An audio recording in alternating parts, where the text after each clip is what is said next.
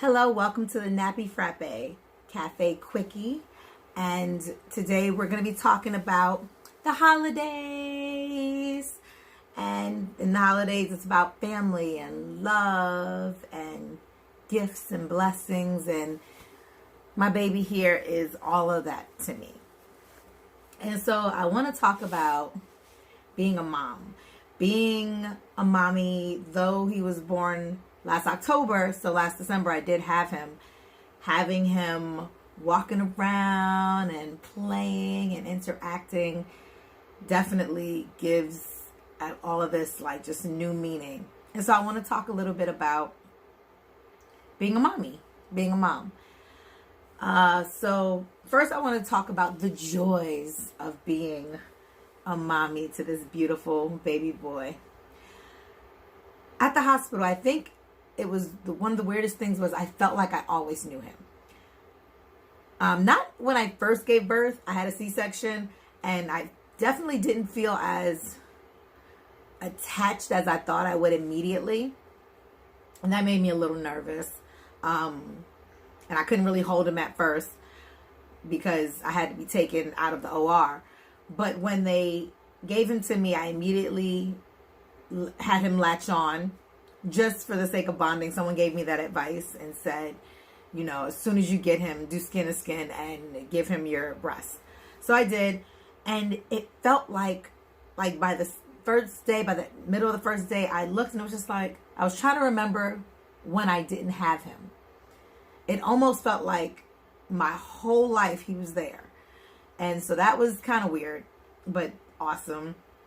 And just day by day, the more I get to know him, the more he becomes my reason why. I don't even know what the question is yet. And because of Cannon. He's the reason I need to be better. The reason I need to think about all of my actions. The reason I want more. I do more.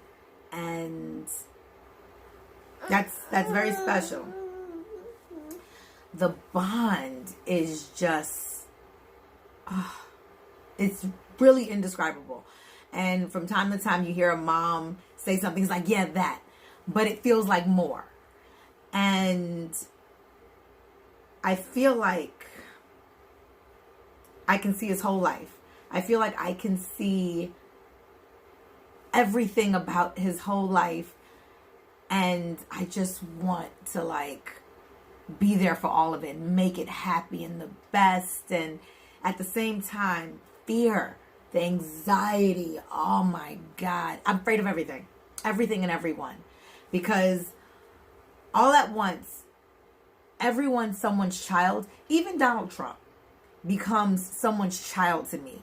And in that, there's an automatic love for the human, for the person that they are. And everything they could be, even if they aren't. But then there's the fear of the people that will hurt him or want to hurt him or could hurt him. And I just want to take away any pain and sadness. And it really just stresses me out thinking about everything from bullies to pedophiles and teachers and daycare workers and people that will yell at him and hurt his feelings and not make him feel heard. And I just want to make sure that he feels safe. And I want to protect him from everything, including myself, my own generational curses, things of my childhood that, you know, maybe I haven't dealt with, or maybe I've even normalized. And that scares me. What if I've normalized something horrible in my life and, you know, it's kind of like spankings. Like I've decided not to spank. And it took a lot of thought because it was something that was normal.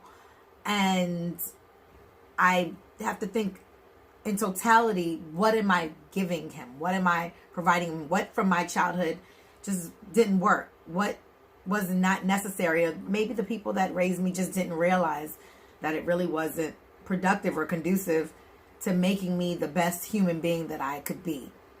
And, you know, wanting to teach him about money and finance and just credit and just all these things that I didn't necessarily know I needed to know. And the fear that I might be inadequate in some way scares me. It's just, and it's all out of the love that I feel for this little person. Even afraid to have another child because it almost feels like I won't have enough to give more than one. It feels like what I feel for him couldn't possibly be split. But I've heard mothers say that they feel that way sometimes up until they're holding the new baby and you just have it. And that's just amazing because, oh my God, I love him. And that love brings so many challenges. I've been blessed enough for my husband to be able to pay the bills to where I was able to stay at home with him up until now. And I'm just starting to go back to work freelancing from time to time. And that's great. But I'm trying to find ways to make money and have him with me. Start my own businesses, whether I'm doing makeup photography where I'm traveling to people and maybe can have him there with me because one, the money. If I go back to work part-time, I live in New York City, childcare is the cost of rent or more. So, and then just feeling like, childcare isn't really the place where I want a discount. And that scares me. And just, and then also just not working and not pushing myself in the areas, like I got my degree in film and psychology and I want to use those things. And I still do, but feeling kind of stagnant, feeling like I'm not accomplishing those things, but at the same time wanting to be with him just all the time because when he's here with me, I know he's safe. I know he's cared for. I know that I'm looking for every little thing about his emotions and, his development.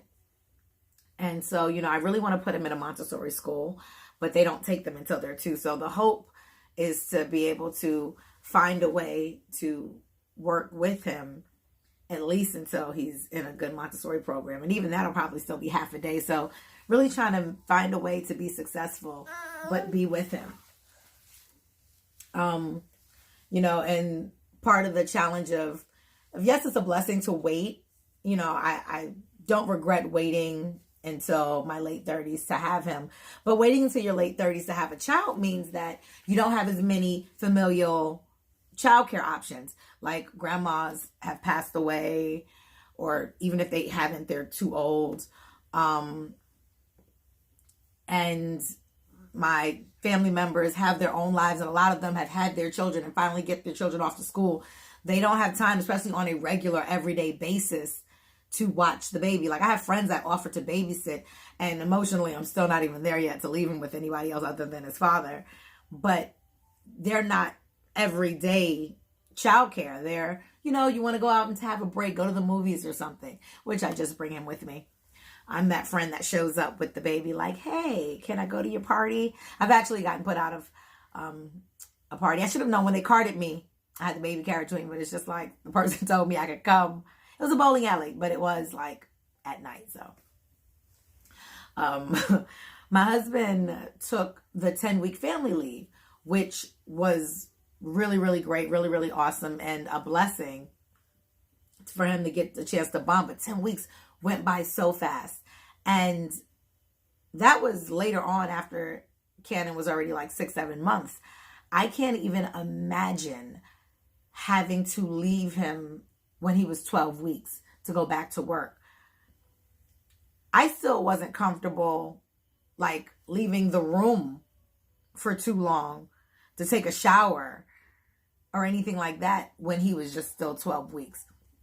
Like I felt the need to be around him all the time. And I know that is scary and heartbreaking. And, it definitely makes me more political because I just look at the system that we have and I want things to be better for me, better for him, better for all of us. And we need a better maternity leave, childcare program system, for parents to be able to like really be with their kids. It's really just like, insane. But at the same time, this relationship, I've heard so many people talk about the mother-son relationship. And my whole life, I only imagined having a good girl. I only imagined daughters. I've been a dance teacher, makeup artist. I'm super girly. And girls, young girls, just, they cling to me and we bond. And, I have girls who are women now and mothers of their own who were children when I first started working with kids. And they're still bonded with me. And so I always imagined having that with my own daughter. And then I look at the sonogram and there they are, balls. I was like, I'm not gonna lie, I was a little disappointed. But I didn't know what I was getting. And I love him. I'm obsessed. I am completely obsessed with this little person. And here he is, my world. You're my everything, Cannon Barack. And I just want to be his best friend. And I know he's like, I don't want to be my kid's friend. I want to be, their parent. I want to be both. I'm going to be the disciplinarian. That's my job. But I want to be his friend. I want to be his confidant. I want him to know that he can say anything to me and I will support him in everything. I want to be his role model. I want to be the person he looks up to and knows that, I want him to not want to disappoint me because I've raised the bar so high, but I also want to have met that bar myself to be an example of everything I want him to be. So it makes me push myself further. I want to be a superhero. I want him to look at me like, oh my God, my mom can do anything. Even when it's crazy things that I might not be able to do, I want him to think that I can do it, And it's going to sound really cheesy, but I want to be the wind beneath his wings. I want to hold him up so he can fly. I want him to be free like a bird. I want to give him white privilege. I don't know how yet, but I want my son to live with a freedom of individuality that is usually not given to young Black men. I want him to be free from the bag of patriarchy. I want him to be happy. And so that's that's the cafe talk for today. Being a mommy. And if you have thoughts about being a mommy and different things. Oh, now he wants the boobies. Look, I nurse everywhere publicly. I'll do another conversation about that. But if you're a mom, bless you. And congratulations. If you want to be a mom, become a mom. Whether it be through birth or adoption, do it. But if you don't want to be a mom, I get it. I've actually become way more pro-choice because this is hard. This is hard. It's beautiful, but it's hard. And the beauty comes from wanting it. And so if you want it, do it. If you don't want it, don't feel pressured because this ain't for everybody. Thank you, Cannon. Hold on, take a second, take a little breather and say,